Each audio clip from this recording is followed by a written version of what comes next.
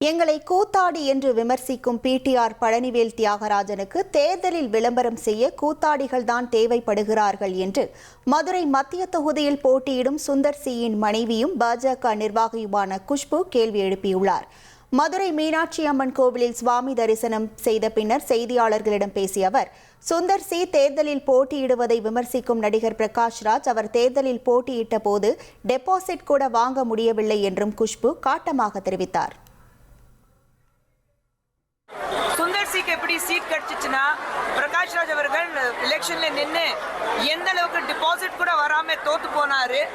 அவருக்கும் சுந்தர் சிக்கு எவ்வளவு வித்தியாசமா இருக்கு அது அவரே கொஞ்சம் யோசிச்சு பார்க்கலாம். சுந்தர் சிக்கு எப்படி சீட் கிடைச்சிச்சுன்னா, சுந்தர் சி அப்போ என்ன சொல்ல வர்றாரு எனக்கு புரியல. எப்படி யோசிச்சு வரணும் அவர் சொல்றாருன்னா, அவர் நேரம் ஃப்ரீயா இருந்தாக்கா அவர் யோசிச்சு எனக்கு சொல்லுங்க எப்படி கிடைச்சிச்சு. யார் எங்களை பார்த்துட்டு சினிமா சங்கி கூத்தாடி சொன்னாங்களோ அவங்களுக்கு இன்னைக்கு சத்யராஜும் பிரகாஷ்ராஜும் டெலிவிஷன்ல இருக்கிற அத்தனை பேர் அந்த கூத்தாடிக்கு தானே தேவைப்படுது இன்னைக்கு பிடிஆருக்கு அவருக்காக பிரச்சாரம் பண்றதுக்கு.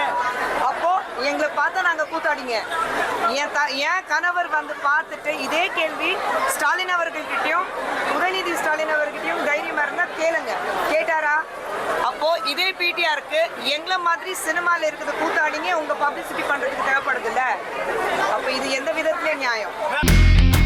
இனி செல்லும் இடமெல்லாம் செய்தி.